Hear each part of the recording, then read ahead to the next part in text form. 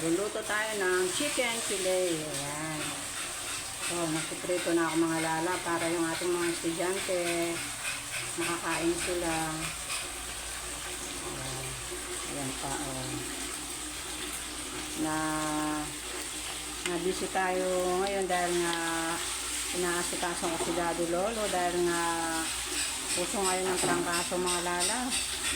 Ubot sipon, lagnat. Ayan. Kaya eto busy tayo. Siyempre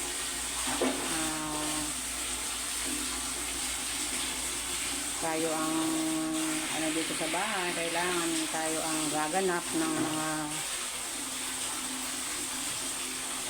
mga gawain. So, ito na yung aking rice. Pagluto na rice.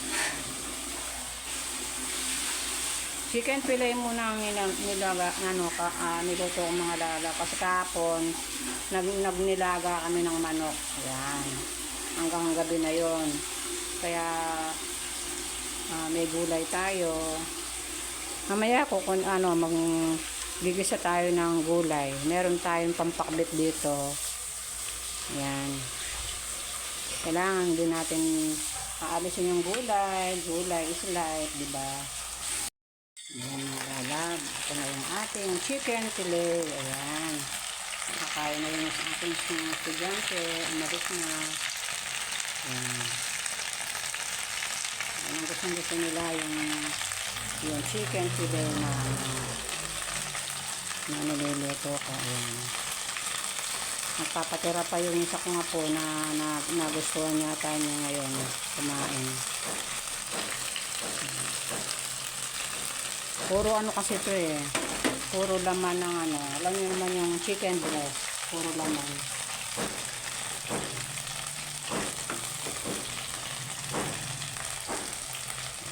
Ito tayo mga lala bagong magluluto tayo ng pinakbet. Ayan. Gigisa lang natin sa oyster sauce tsaka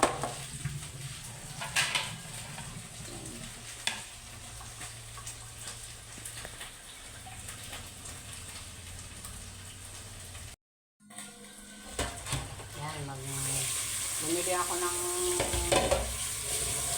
mga lala, yung tilapia kasi huwag muna kayong kakain ng mga laman dagat kasi merong oil spill yung bandang ba yun? Sa may subit, sa may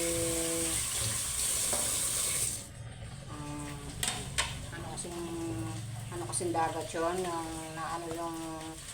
yung langis na lumubog yan ng langis sa dagat. Ayan. Kaya yung mga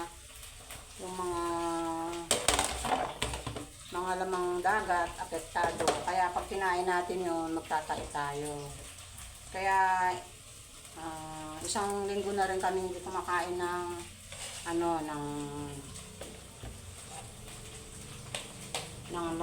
mga laman dagat, yung mga isdang dagat, yan. Kaya ito, puro na lang mga lalabang niluluto namin, yung gulay, ayan, gulay, tsaka tilapia, yung mga isdang tabang. Yun muna kainin natin hanggat di pa na-recover yung oil spill. Yun sa may Sambales daw. Siyempre pag yung doon daw walang bumibiling isda doon sa Sambales. Kaya malay mo dito nila dinadala dito sa atin, dito sa Pampanga.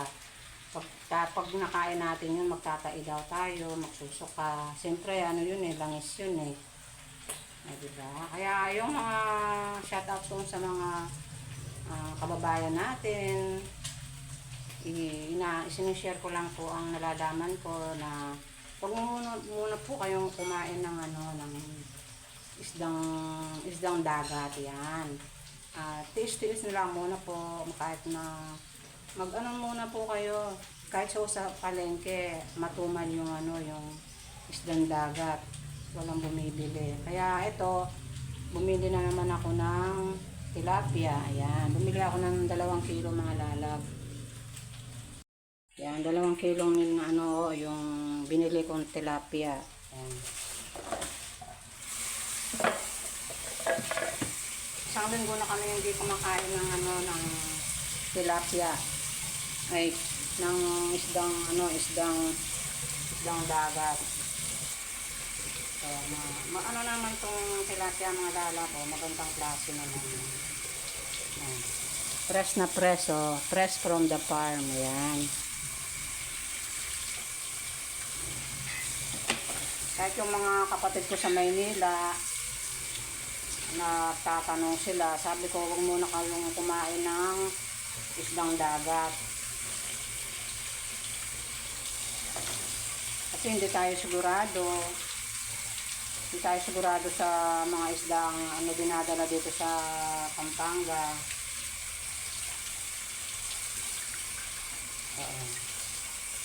Bumili ako 2 kilo. Tanong nakaraan 2 kilo din. Ayan, oh. Mataba naman yung ano, yung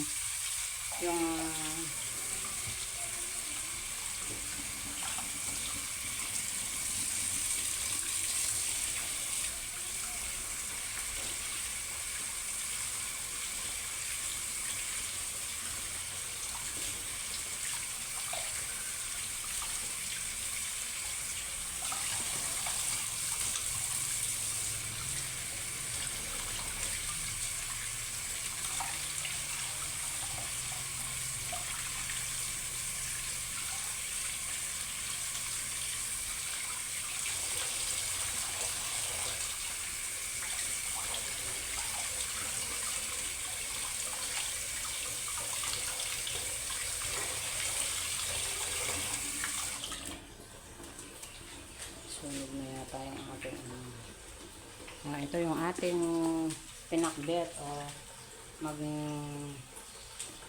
magluluto tayo ng pakbet. Ayan, ito igigisa ko lang sa sibuyas, bawang, tsaka ano, oyster sauce. Ayan, ganyan lang ako magluto ng pinakbet mga lalab. Meron naman tayong chicken fillet dito, oh. Ayan, yung ating chicken fillet. Ayan. Ito kahit maparami tayo ng kain nitong breast chicken mga lalab, hindi tayo magkakaroon ng cholesterol. Yan. Kaya ganito yung binibili ko sa mga puko. Ito ay fresh na fresh from the farm. Hindi ako bumibili ng ano na yung mga frozen. Nakakatakot mga lalab. Lalo na sa panahon ngayon, di natin alam na siyempre yung mga negosyante, lalagyan nila ng mga gamot kahit hindi pwedeng kainin ng tao para lang ma-preserve nila. Siyempre negosyo yun, ayaw nila nang masiraan ng paninda, kaya lalagyan nila ng chemical na bawal sa atin. Pag nakain natin, makakaroon tayo ng sakit. Hindi nila inaano yun, basta yung inaano nila yung makabenta sila, hindi masisira yung kanilang mga paninda, ganon. Kaya kung may pera lang din kayo mga lalab, bumili na kayo ng fresh para sigurado. Yan. Siyempre pagkain ng pamilya natin yan, kailangan laging malinis, saka ligtas na kainin, di ba mga lalab? Pagluto na tayo ng chicken fillet. Ayan. Tapos ito, nagpiprito tayo ng 2 tilapia. Ayan. Kaya tayag na natin doon sa ating pakbet. Ayan, yung daw ang gusto ni Daddy Lolo. Ayan. Ito sa mga, itong chicken fillet para sa mga apo ko. Ayan. Yan ang gusto nila. Ito yung ating pinakbet. Ayan. Nagigisa lang natin sa bawang, sibuyas, at saka yung ating oyster sauce. Ayan.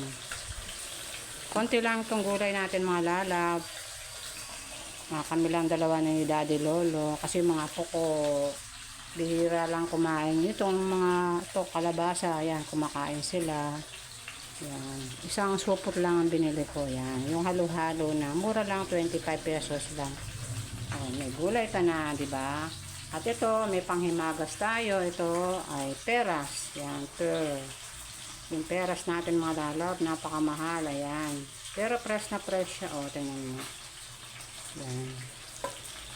4 na piraso ito mga lalab. Ano, 100 pesos. 25 ang isa. Huwag na tayong magtaka mga lalab dahil pataas ng pataas yung ating bilihin. Wala nang pababa, puro pataas. Yan. Eh, siyempre, kailangan din natin kumain ng prutas. Yan. Lalo si Daddy Lolo na galing siya sa, sa trangkaso. Ayun. Awa ng Diyos, eh. Okay na siya. Ayun, naghatid na naman sa mga apo niya. Hindi niya matiis yung mga apo niya na ihatid sa school. Kasi isang linggo na nga lang silang, namamasahe. Ayan. Hello, hello. Ito yung ating pakbit. Ayan. Yung pakbit natin. Ito, luto na. Nini Reja?